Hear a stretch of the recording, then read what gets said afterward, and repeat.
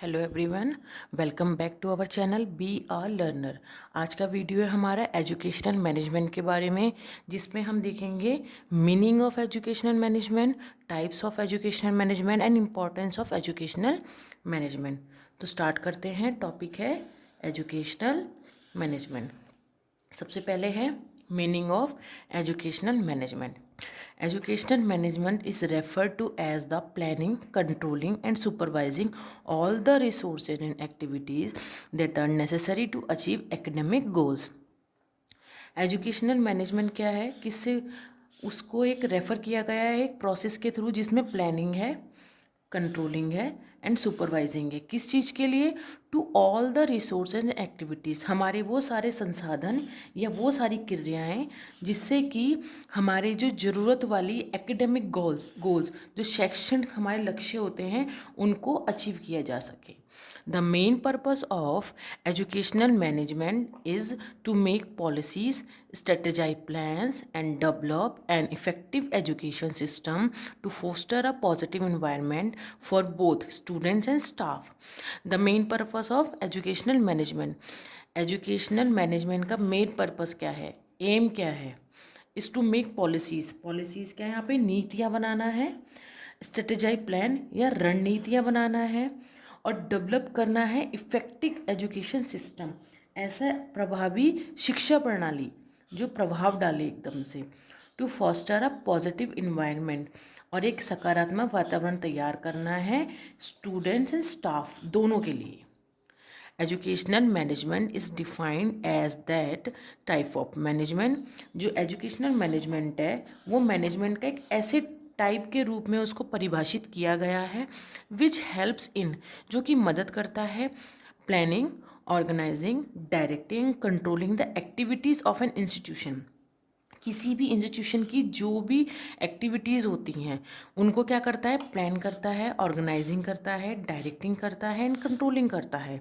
Utilising the human and material resources, हमारे जो मानव संसाधन हैं और मटीरियल रिसोर्सेज हैं हमारे, उनको क्या करता है? Optimally accomplish the function of education, उनको यूटिलाइज करता है इस वे में जिससे कि जो आपकी टीचिंग है और एक्सटेंशन वर्क है, जो कार्य है और रिसर्च है, वो अच्छे से पूरा हो सके। Educational management deals with the institution.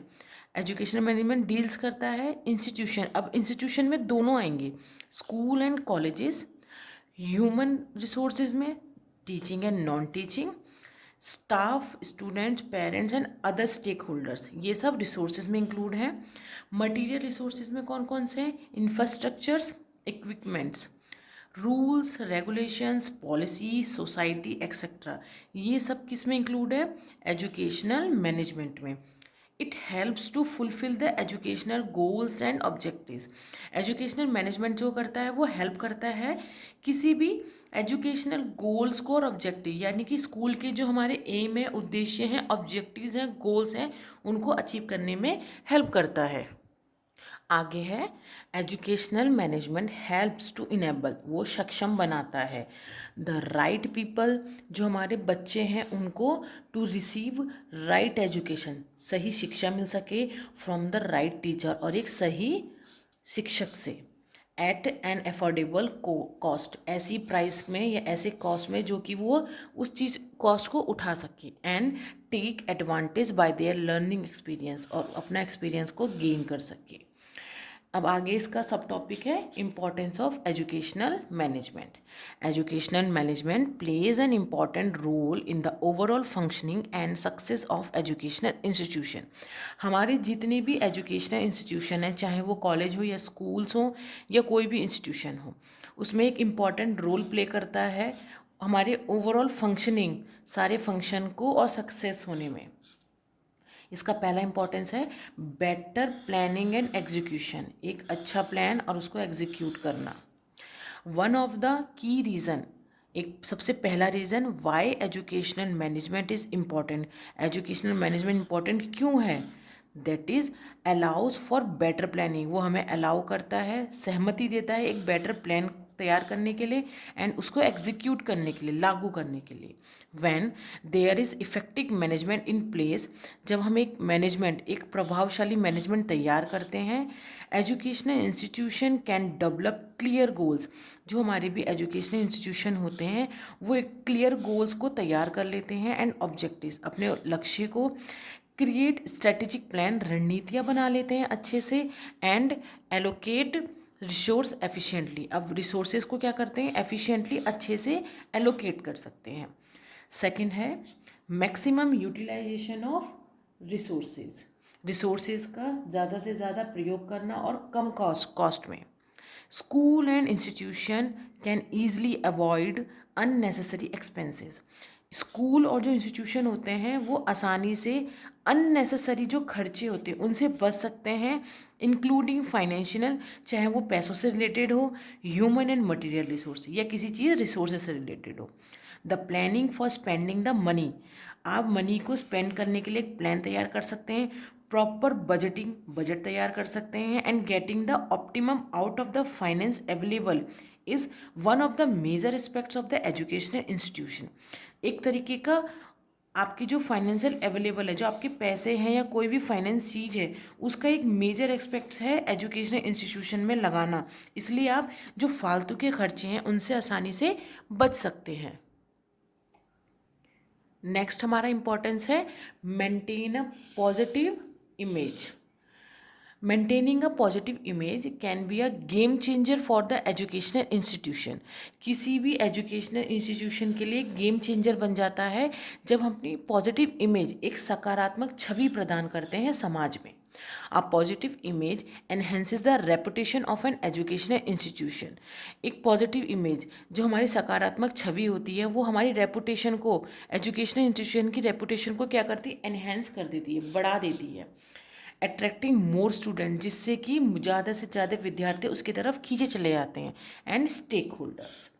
A positive image builds trust and credibility among parents. जब हमारा इमेज पॉजिटिव हो जाती है, सकारात्मक होती है, तो एक तरीके का वो ट्रस्ट, विश्वास पैदा कर देती है अमंग पेरेंट्स के बीच में, students and the community at large, और एक समाज और कम्युनिटी के बीच में। फ्लो चार्ट्स के थ्रू समझ लेते हैं इंपॉर्टेंस ऑफ एजुकेशनल मैनेजमेंट को। इम्पॉर्टेंस है ये एजुकेशनल मैनेजमेंट के, जिसमें फर्स्ट था better planning and execution, second one is maintain a positive image, third one is maximum utilization of the resources. Next topic है हमारा, अब नेक्स्ट हमारा टॉपिक है types of educational management. Educational management के types, first है centralize and decentralized educational management. Centralize मतलब केंद्रीकृत और डिसेंट्रलाइज विकेंद्रीकृत। इन सेंट्रलाइज एजुकेशनल मैनेजमेंट, केंद्रीकृत एजुकेशनल जो मैनेजमेंट होता है, ये शैक्षणिक प्रणाली होती है। ऑल ऑफ द पावर्स, जितनी भी पावर्स होती हैं, एंड रिस्पॉन्सिबिलिटी, दायित्व होते हैं, ऑफ एजुकेशनल एडमिनिस्ट्रेशन यानी कि प्रशासन के, are vested in one hand, वो एक ही हाथ में होते हैं। All decision are made at the top level, जितने भी डिसीजंस होते हैं वो टॉप लेवल से तैयार होते हैं, and then pass down to the lower levels for implementation. उसके बाद क्या करते हैं, उनको लोअर लेवल की तरफ भेज दिया जाता है जिसको इम्प्लीमेंट कर सके। इन डिसेंट्रलाइज्ड एजुकेशनल मैनेजमेंट में क्या होता है, प्रोजेक्ट अथॉरिटी इज़ डेलीकेटेड, वहाँ की जो अथॉरिटी या रिस्पॉन्सिबिलिटीज़ होती हैं डेलीकेटेड, बांटी जाती हैं to all levels of management के सारे लेवल्स में। मैनेजमेंट के 3 लेवल्स हैं, उन तीनों लेवल्स में डिस्ट्रीब्यूट किया जाता है। और स्कूल एडमिनिस्ट्रेटर, स्कूल के जो प्रशासन होते हैं उनको भी।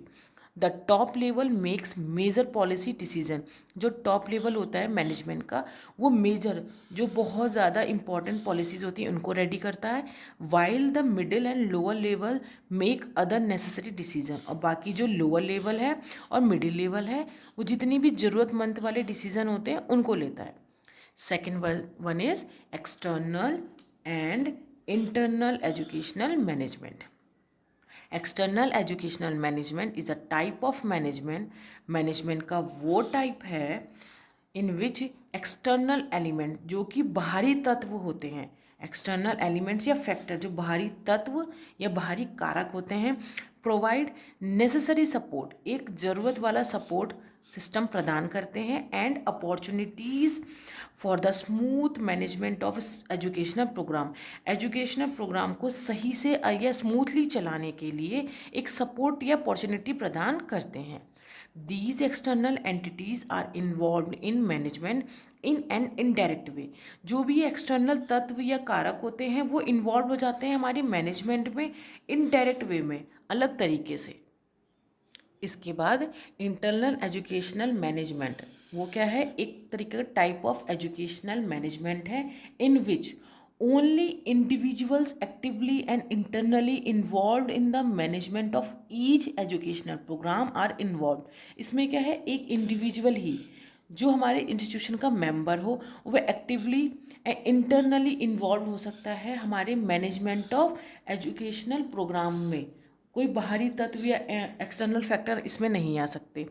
These individual in charge of everything, अब जो ये इंडिविजुअल्स हैं वो एक तरीके के इंचार्ज हैं, जैसे कि आजकल स्कूलों में हो चुका है एलिमेंट्री इंचार्ज, कोऑर्डिनेटर, ये सब। तो जो ये इंडिविजुअल हैं वो हमारे इंस्टीट्यूशन के ही होने चाहिए, ऑफ एवरीथिंग फ्रॉम प्लानिंग से लेकर ऑर्गेनाइजिंग तक, coordinating, supervising, controlling, administering and evaluating तक। इन सब में सिर्फ इंटरनल इंडिविजुअल ही इंक्लूड किए जाते हैं। थर्ड हमारा टाइप है ऑटोक्रेटिक एंड डेमोक्रेटिक। ऑटोक्रेटिक क्या हो गया, निरंकुश शासन, या डेमोक्रेटिक है लोकतांत्रिक educational management. Autocratic educational management is similar to centralized educational management. Centralize education की जैसा ही ऑटोक्रेटिक एजुकेशनल मैनेजमेंट है। अब सेंट्रलाइज एजुकेशनल मैनेजमेंट में क्या था कि सारी पावर्स और सारी रिस्पॉन्सिबिलिटी एक ही हैंड में होती है। Centralize educational management is in that authority and control, जो भी हमारा अथॉरिटी या कंट्रोल है, are concentrated in the hands of a single person, group और इंस्टीट्यूशन। जो हमारे कंट्रोल और अथॉरिटी होती है वो एक सिंगल हैंड में होती है, सिंगल पर्सन हो सकता है, कोई ग्रुप हो सकता है, या कोई एक स्पेशल इंस्टीट्यूशन हो सकता है। This type of educational administration is typically found in authoritarian और यूनिटरी स्टेट। जो भी एजुकेशनल एडमिनिस्ट्रेशन है कि जिसमें सारी पावर एक ही हैंड में है, चाहे वो ग्रुप है या कोई भी इंस्टीट्यूशन है, इज़ फाउंड, वो मिलता है सिर्फ एक ऑथोरिटेरियन और यूनिटरी स्टेट्स में। डेमोक्रेटिक एजुकेशनल मैनेजमेंट में क्या है, democratic educational management involves distributing powers, वो पावर को डिस्ट्रीब्यूट करता है, बांटता है, एंड रिस्पॉन्सिबिलिटीज़ को भी बांटता है अक्रॉस मैनेजमेंट लेवल, मैनेजमेंट के सारे लेवल्स में। This type of educational management is most popular today. आज का जो समय है इसमें जो ये डेमोक्रेटिक एजुकेशनल मैनेजमेंट प्रोग्राम है ये बहुत ज़्यादा इम्पॉर्टेंट है, and it is also the need of the hour to bring about a positive change in that educational system. हमारे एजुकेशन का जो सिस्टम है ये बहुत ज़्यादा ज़रूरी है डेमोक्रेटिक एजुकेशनल प्रोग्राम, जिससे कि पॉजिटिव चेंज हमारे एजुकेशन सिस्टम में हो सके। अब एक फ्लो चार्ट के through types of educational management को समझ लेते हैं। फर्स्ट हमारा था centralize and decentralized educational management, second one is autocratic and democratic educational management, third one is external and internal educational management. तो ये था आज का वीडियो एजुकेशनल मैनेजमेंट के बारे में। आई होप आपको वीडियो अच्छा लगा हो। वीडियो अच्छा लगा हो तो लाइक, शेयर एंड सब्सक्राइब कीजिएगा फॉर द नेक्स्ट वीडियो। और इसके हैंड रिटन नोट्स आपको टेलीग्राम चैनल पे मिल जाएंगे, जिसका लिंक मैं डिस्क्रिप्शन बॉक्स में दे दूँगी। तो आज के लिए थैंक यू।